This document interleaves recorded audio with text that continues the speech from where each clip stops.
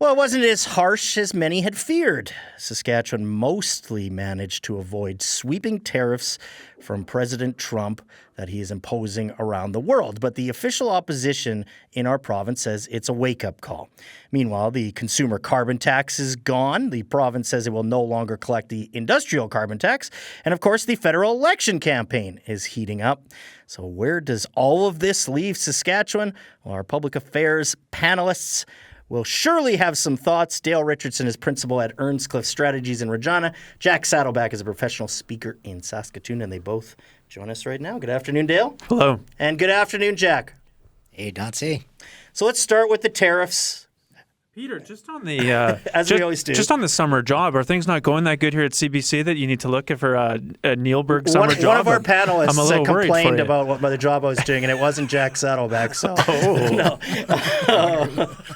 it sounded like a great summer job. Yeah, it does sound nice. Let's talk about tariffs. There are some signs of relief in Saskatchewan, but many people, including opposition leader Carla Beck, don't believe the threat of tariffs is over. She thinks it's a wake-up call. Jack, what do you think?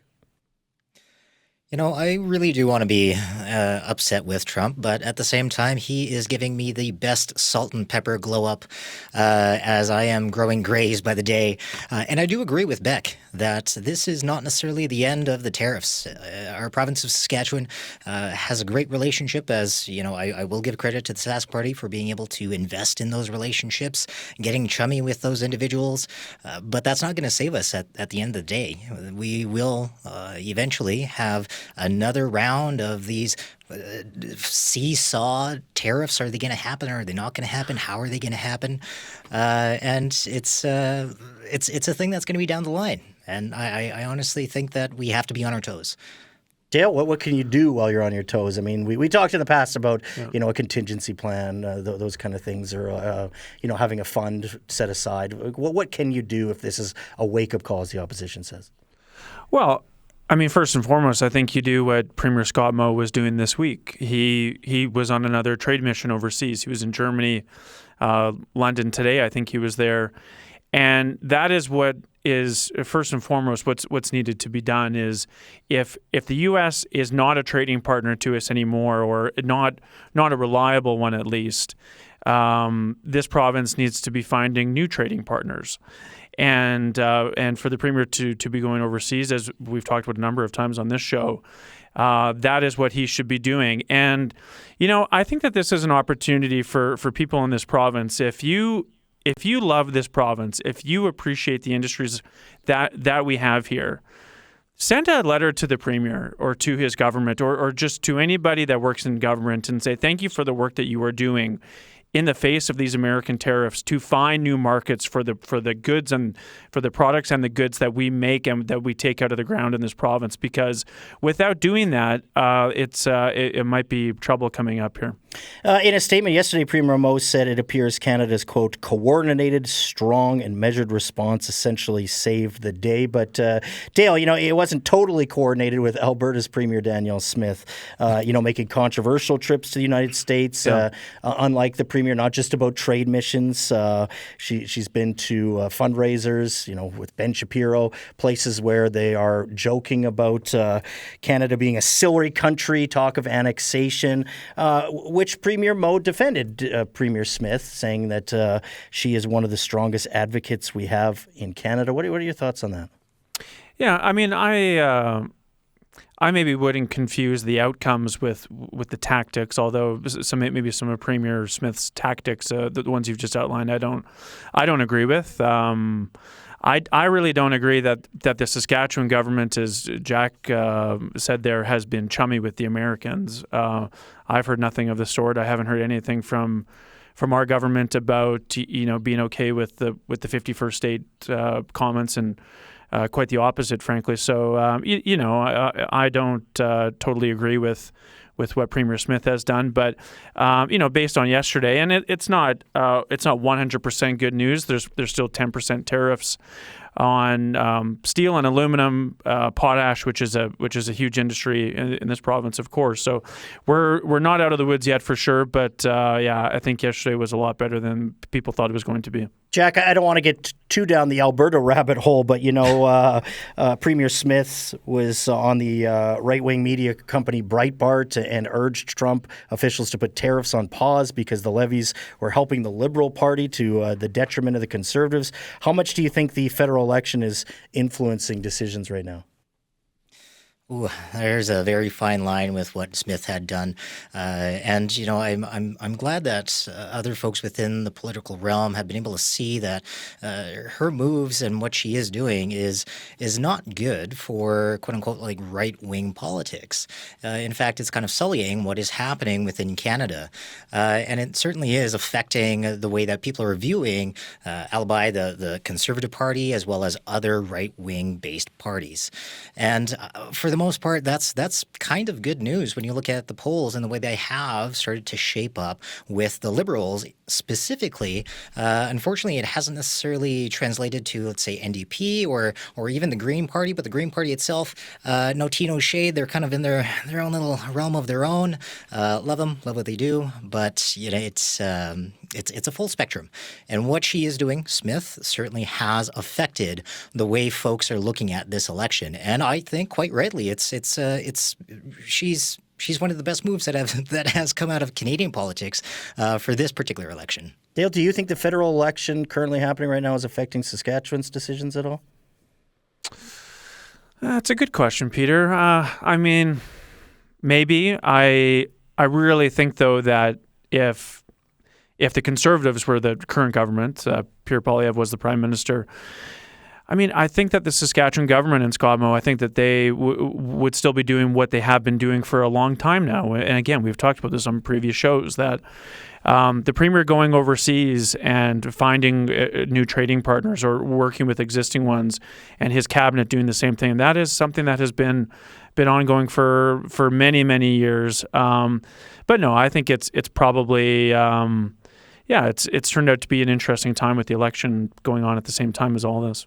Well, Dale, in the past, you've given me a hard time for saying this is something people are talking about, but without a doubt, people are always talking about gas prices. Oh, yeah. And when you see it go down 18 cents in some places, that gets people talking. Of course, the consumer carbon tax is gone. Saskatchewan is now carbon tax free because the province says it's ending the industrial carbon pricing. Dale, you wrote about this, actually. What are your thoughts? I've written about the carbon tax a number of times. I was thinking about this, actually, Peter. So, yeah, I wrote a Substack piece this week. But I did realize that the first piece that I wrote when I left government was for CBC, and it was about how the carbon tax sucks. Despite the fact that I like to ride my bike, I live downtown. I lived downtown at the time. I'm kind of an urban fellow, I guess, but you can still hate the carbon tax. I think it's great that this ridiculous policy is gone. It's probably the worst policy for Western Canada that has existed since I've been alive, Peter. And so for it to finally be off the books, as you've just noticed, gas prices have gone down. That's more money in people's pockets, instead of just going into some miscellaneous random fund, which then they get back. So as Brad Wall famously said a number of years ago, what's the point in paying this thing in the first place if they're just going to give it back to you? It did nothing to reduce emissions. I think it was a horrible policy, and good riddance to it. What about the fact, I always come back to, what about the fact that there's still a 15 cent per liter Saskatchewan gas tax as well? Yeah, that's not, it doesn't go into a carbon tax fund, though. It goes into, maintaining and improving our roads and highways, which I think is a fantastic thing to be doing with that money. Absolutely. Can I just before you go to Jack, just coming back to Brad Wall and Scott Moe, I really want to put on the record that those two gentlemen, out of everybody in Canada, were very, very forceful in terms of their opposition to the carbon tax. Brad Wall was a very lonely figure in 2016 when Justin Trudeau, when he announced without any consultation that his government was going to bring in the carbon tax policy. And it was, I think 3 years until Jason Kenney was elected in Alberta, that more people started to stand up. But it was a very lonely time for this province. And when Scott Moe was elected as premier in 2018, That has become his legacy. And I wrote in the Substack piece that you mentioned that it's probably his greatest political victory. As I said, the carbon tax is dead, and I'm happy about it. Jack, a lot you can weigh in on there, but I also want to move it forward to how do you feel about the fact that the province says it will no longer be collecting the industrial side of the carbon tax? Love it or hate it, the end goal, and I'm thinking forward here, is looking at climate change and looking at how we're going to address that as a global community. It is one of the few options that governments have is to be able to impose, financial taxes and other sort of means along financial side of things. The other side is through awareness campaigns and through trying to get people to drum up momentum to be able to do something about climate change. When it comes to the industrial tax, I'm concerned that there is no follow-up to how are we going to then work with industry to ensure that we are curbing any sort of carbon emissions that are going to be built up over the years. We are in a very dire strait when looking at climate change around the world. And here in Saskatchewan, we certainly are not saved from that. We have a fire season that starts earlier and earlier every year. We have our agricultural industry, our forest industry, these other industries that are unfortunately hardest hit by these actions or inactions of being able to work as a global community, pretty much, to be able to address this.